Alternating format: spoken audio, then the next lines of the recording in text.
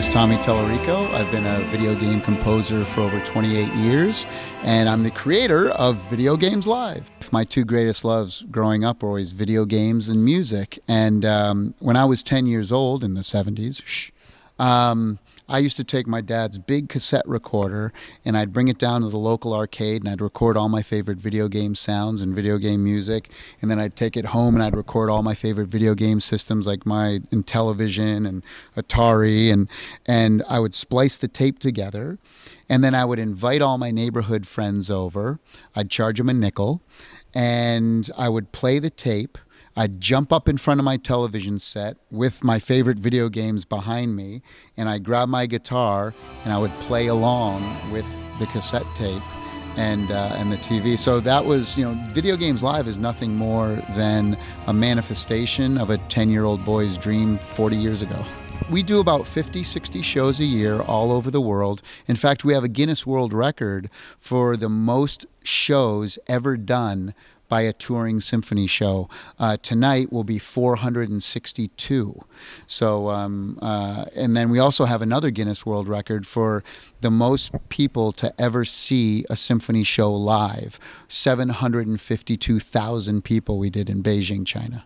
My goal in creating Video Games Live is I wanted to prove to the world how culturally significant and artistic video games have become, but I also wanted to help usher in a whole new generation of young people to appreciate the arts and to appreciate symphonic music. And that's by no means a new concept. Walt Disney was doing that over 75 years ago when he created the movie Fantasia. That was basically him taking classical music, symphonic music, and putting it to animation and cartoons so that young people could appreciate it. So here we are 75 years later, kind of carrying on that goal and dream of my hero, Walt Disney. Video game music, what makes it so special and unique is that when you play a video game, you become that character, right? You've chosen the eye color and the hair color and the clothes and the weapons, and you become that character. That character is an extension of yourself. And the music that is being played in the game, it's the soundtrack of your life. You become so much more connected to video game music than any other form of music out there. When you watch a movie, you watch Raiders of the Lost Ark, and you see Indiana Jones, and he's dun dun dun dun dun dun dun, and he's got his whip. That's Indiana Jones's music. That's not your music. But when you play a video game, that's your music. And it's really interesting because when you get thousands of people in a room together who all have this connection, this special, unique connection to the music, but they finally realize, wait a second, I have a connection with everybody in this room as well because they all have their own personal connection to that music. So we're all connected in this unique way. Tonight, you're going to see thousands of people breaking out to the original Pokemon theme because we have with us the original Pokemon singer Jason Paige here with us on tour. And it's a pretty amazing thing to see so many people screaming and chanting and singing along with, the voice of their childhood. And here they are seeing him do it live and seeing us perform it live. It's pretty cool.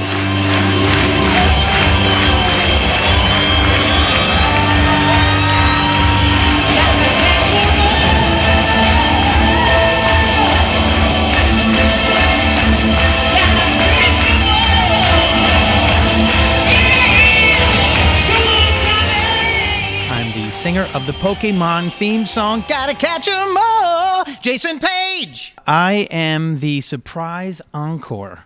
Although it's not much of a surprise as we're in our last show in Canada, but in the first few shows, it was an absolute surprise. People did not know. So the screams and cries of, oh my God, oh my God, were a little bit louder in the beginning of the tour, but they're still happening, actually. This is the first time I've represented the song in live form since it was recorded 20 years ago. I've done a few Comic-Cons, and Tommy got me and saw my video online and asked me if I'd be available to do this. And he said it was a consolidation of all of the Pokemon fans. His gaming community is the Pokemon community. Everybody plays Pokemon Go, and he was absolutely right. There they are, waiting and ready, and unexpected. I come out and move the molecules through the air, moving them in ways that they've been scientifically programmed to respond to for their childhoods.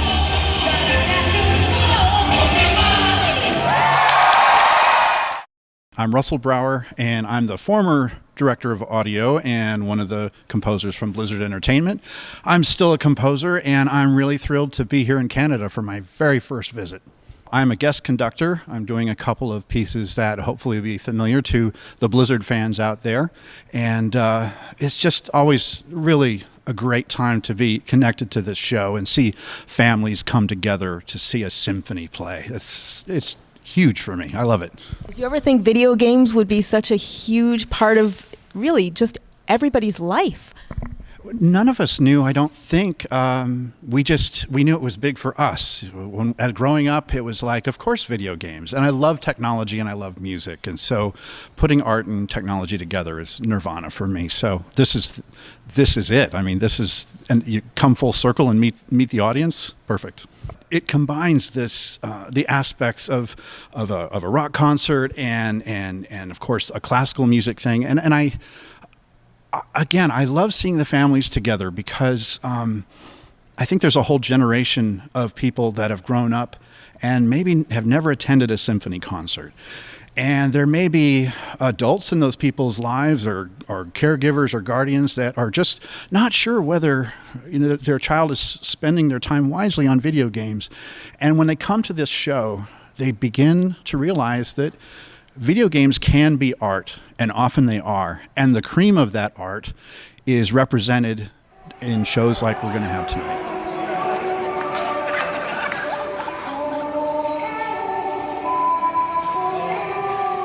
I met Tommy in Vancouver. He actually hired my orchestra a couple times now, 2008, 2012.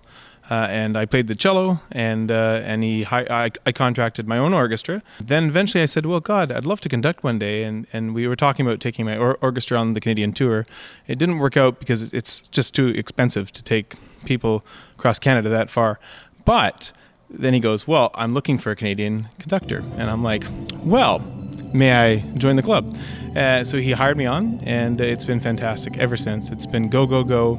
We've had large audiences, sold-out shows, and a huge appreciation for the video game music. Doing the signings after, I've had people come up to us crying. They're like, you know what? When you played that Undertale, or you played, Super Mario Brothers, I was crying. It brought me right back to my childhood, or I'm experiencing that right now. Or I've had families come up with their kids going, please influence them because I want them to take on an instrument, and maybe this is an avenue for them connecting with that. So like the music kind of becomes a big part of their focus and a big part of their soul. And playing the video games and hearing the music also connects that together a little bit.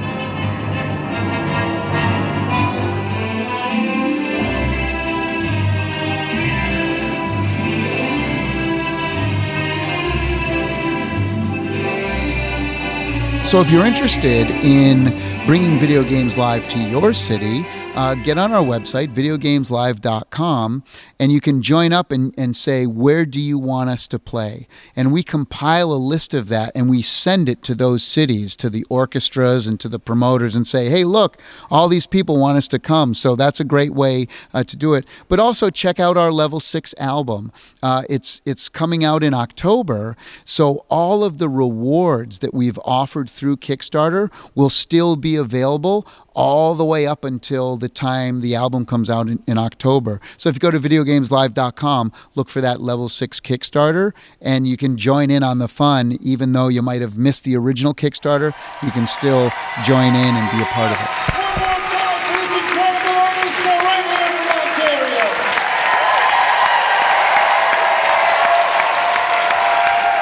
What did you think of the show? It was a blast. It was my first time, and I think I should go other days. I really liked it, and I liked how they had references to a wide variety of games, like even the Kingdom Hearts games. It gives you the chance to brag to all your friends that you're like, I was there, I was there. I was seeing it live, which is great. And I mean, to see Jason and Tammy and then get to keep a ball. It was a fantastic show. It was really nice coming out again. And would you guys see the show again? Oh God, yeah. Oh gosh, yeah. In a heartbeat.